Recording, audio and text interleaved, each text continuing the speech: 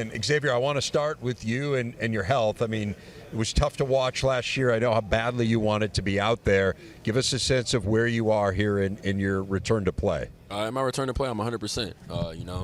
Going into practice, I'm an everyday guy. So I'm trying to be what Coach Wilson wants me to be. So, that's what I'm going to be. You guys are both team captains. Give me a sense of your leadership style. I can start with you, Trey, and then Xavier. Yeah, I mean, we've been here the longest with Coach Wilson, so we know what he wants us to do. We have to do it every day in practice, and it starts with us being the captains. So I think just coming every day and coming to practice ready to go and show the young guys what it takes to win the Big Ten is going to be huge. So I think every day we got to come ready. How do you set that tone, Xavier? Just being everyday guys, honestly, like I just said. We got to be the most vocal on the floor because we honestly know what Coach Wilson wants. I've been with him for feels like 10 years. That's not right. That's some suspect math there. Yeah. What's he trying to say, Coach? He's called a lot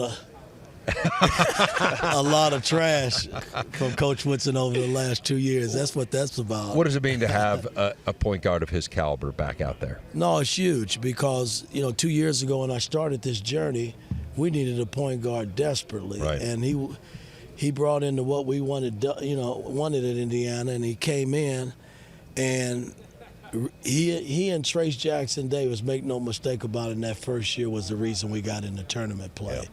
And then last year, we weren't expecting him to get hurt. He got hurt, and it was a major blow to our ball club. And we struggled for a minute, and then we had to regroup and realize that X wasn't coming back.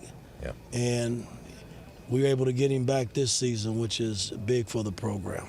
Mike, tell me a little bit about how the complexion of this team has changed. I mean, Trace Jackson Davis was a phenomenal player. You had Jalen Hood-Schifino, who's an NBA draft pick. You lose some other key leadership players, losing Miller Kopp. I mean, it's a very different roster than it was a season ago. Obviously, you have a couple of holdovers.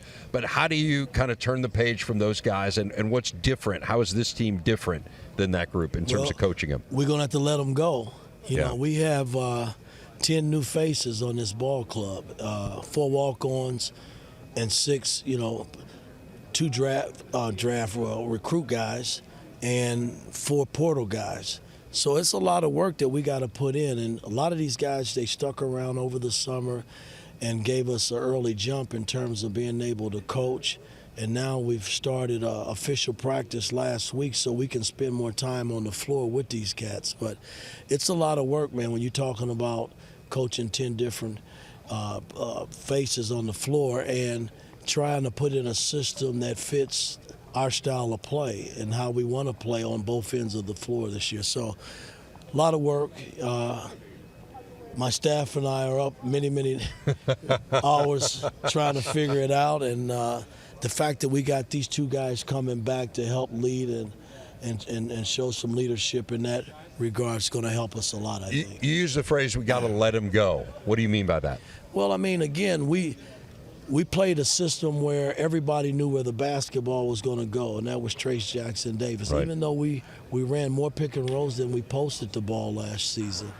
But this season is kind of wide open because I got athletic guys. I got a big 7'2" center, and we're a lot rangier and longer. We'll probably shoot a little more threes this year, and we'll still post the ball because I feel like in college basketball you can still get away with that, post it as well as shoot threes. So we're still a work in progress trying to figure it out, and just going to take it a day at a time and see what happens. Well, there is some serious talent that has made its way to Bloomington. I mean, I know you guys are turning over a lot of players, but, man, I mean, you look through some of the guys you're bringing in, and they can play. Who has stood out the most to you, Trey? Like, get fans excited about what some of these guys look like in practice. Yeah, I mean, like you said, we got a lot of new faces, and I'm impressed by everybody coming in because you want to get a chance to play with all of them, and we got a chance this summer to kind of get a feel with everybody. But I'd say Khalil Ware, he's a special talent. And he's one guy that I've really tried to be on a lot because I know how good he can be, and we all know how good he can be. So with his size and ability to shoot the ball and spread the court and be able to make plays on defensive end, it's going to be huge for us. So we need him in the worst way possible to be ready. And I think if we stay on him, he's going to be ready to go. So Ware transferring in. Tell me a little bit about Mbako, one of the most highly touted recruits, not just in the Big Ten, but in the country. What does he bring, Xavier? He's a guy that can make threes. Honestly, it's an area that we struggled in for the last 2 years, and he's a guy that coaches brought in, and that'll change that. He's a great shooter. He's wired to score. Honestly. Xavier, one of the things that I'm always fascinated in is kind of the backgrounds of players and how it translates. And I think both of your backgrounds are really interesting. I want to start with yours. You come from a military family, both of your parents. How did that mentality, do you think, influence you and who you are as a person and maybe who you are as a player? I would say one thing that my parents did well was sacrifice. They made a whole lot of sacrifice for me and my family, me and my brothers and sisters. One thing that they did every day was work hard. I seen them get up at 4 o'clock in the morning and go to work, and they were dedicated to their craft. How about for you, Trey? You are the son of a coach. So, first of all, how much does he still coach you versus the guy who does officially, in the official capacity, coach you? What's the balancing act there? And how do you think that helped you both as a person and a player?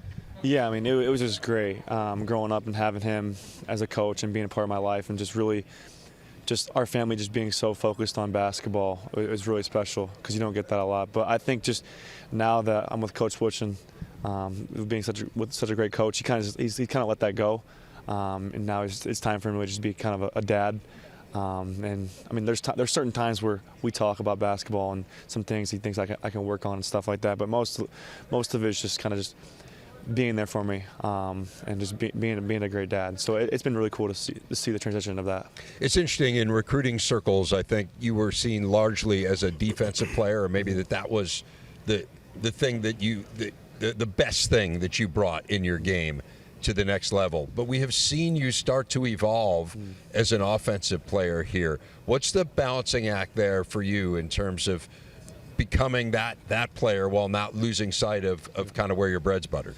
Yeah, I mean, obviously one thing I really try to focus on is my defense, and to win games you gotta be able to play defense. So I think just keeping that a big focus in my game is huge, but also just showing what I can do on the offensive end as well, and keep expanding. I know, I mean, there's a lot of things I can do, and I want to show that in this year. I think Coach has put that trust in me to go out there and play my game. So I think just being able to prove that this year is going to be big. Mike, what will determine how far this team goes this year? How quickly they can pick up things that we are putting in. I'm a big defensive guy. That's got to be first and foremost. I think the last 2 years we won because we defended and rebounded the basketball, and that can never change. I think offensively we'll be a little bit different in that, we got enough players now that we can spread the ball a little bit more and give guys an opportunity to do things. So only time will tell, Dave. I mean, we got a lot of work, man. I'm telling you we do, but I'm happy where we are as I sit here today, knowing that before we open up within a month, we got a lot of work still to do. Well, I will keep you from that work no longer. I will let you guys go and tackle it, but very, very pleased to be able to visit with all of you. Best of luck this year. Looking forward to watching the Hoosiers in action. Thanks, David. All right, thanks, fellas.